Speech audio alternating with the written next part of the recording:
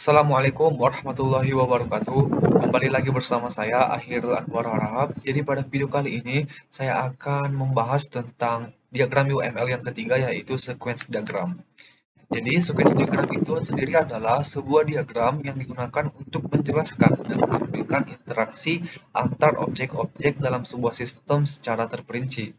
Selain itu, sequence diagram juga akan menampilkan pesan atau perintah yang dikirim beserta waktu pelaksanaannya. Objek-objek yang berhubungan dengan berjalannya proses operasi biasanya diurutkan dari kiri ke kanan. Nah, fungsi sequence diagram itu sendiri yang pertama adalah menganalisa, mendesain, dan memfokuskan pada identifikasi sebuah metode yang digunakan sistem. Yang kedua, sebagai alat untuk mengkomunikasikan kebutuhan requirement kepada bagian teknis, sebab diagram ini lebih mudah dibaca dan diimplementasikan. Yang ketiga, salah satu jenis diagram yang sangat cocok digunakan untuk mengembangkan model deskripsi use case menjadi sebuah spesifikasi desain. Yang keempat, sequence diagram ini digunakan untuk menggambarkan dan memodelkan use case. Yang kelima, digunakan untuk memodelkan sebuah logika dari sebuah metode operasi, function, ataupun prosedur. Dan yang terakhir digunakan untuk memodelkan logika dari service. Nah, untuk membuat sebuah sequence diagram ada beberapa simbol yang akan kita gunakan. Sebenarnya simbolnya masih ada banyak lagi, namun simbol-simbol yang digunakan pada umumnya yaitu seperti simbol aktor, gambar seperti ini, yaitu merepresentasikan entitas yang berada di luar sistem. Mereka biasanya berupa manusia atau perangkat sistem lain. Yang kedua, lifeline, yaitu merepresentasikan entitas tunggal dalam sequence diagram, digambarkan dengan kotak. Kemudian entitas ini memiliki nama stereotype atau berupa instance. Kemudian yang ketiga adalah self-message. Relasi ini menunjukkan bahwa suatu objek hendak memanggil dirinya sendiri. Kemudian ada message, yaitu relasi ini digunakan untuk memanggil operasi atau metode yang dimiliki oleh suatu objek. Message mengharuskan kita menyelesaikan proses baru, kemudian memanggil proses berikutnya. Baiklah, langsung saja kita menuju kepada sequence diagram yang telah saya buat sebelumnya. Nah, untuk membuat sequence diagram sendiri, itu berdasarkan use case diagram yang telah dibuat sebelumnya, begitu. Seperti resepsionis dengan use case login dan konfirmasi pembatalan, maka sequence diagramnya juga seperti itu, akan ada sequence diagram untuk login dan konfirmasi pembatalan. Begitu juga dengan pelanggan. Langsung saja kita menuju ke sequence diagram yang pertama, yaitu sequence diagram untuk login pelanggan.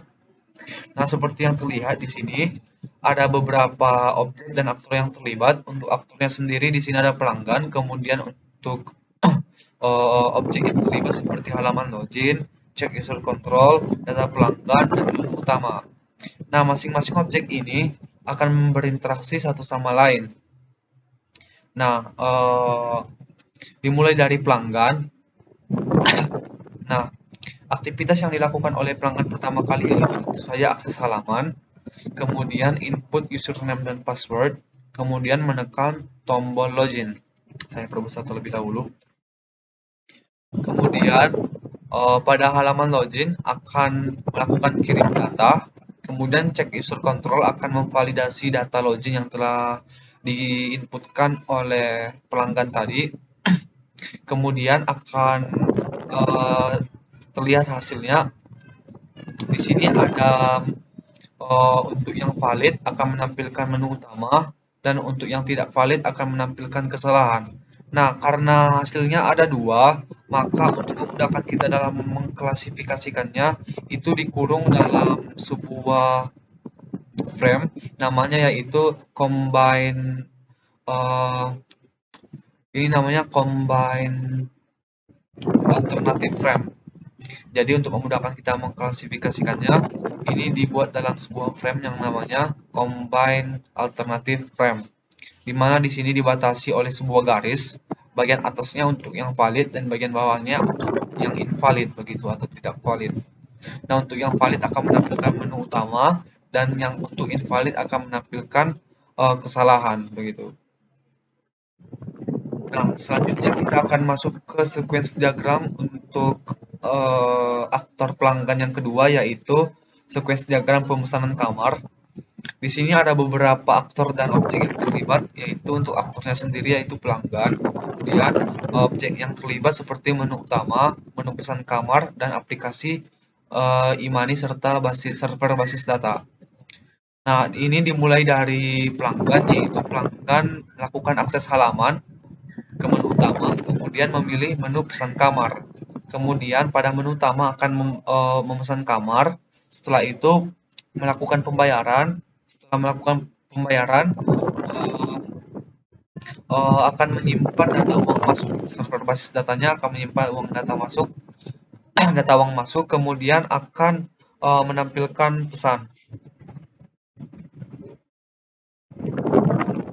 Oke, untuk yang ketiga yaitu ubah pemesanan. Di sini ada beberapa objek dan aktor yang terlibat, yaitu pelanggan, menu pesan kamar, dan server basis data.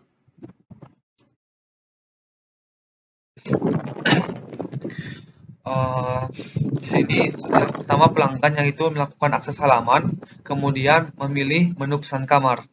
Kemudian pesan yang selanjutnya adalah ubah pemesanan.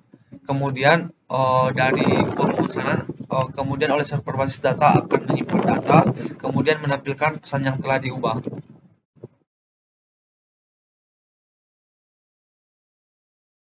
Selanjutnya yaitu sequence diagram untuk pembatalan pemesanan.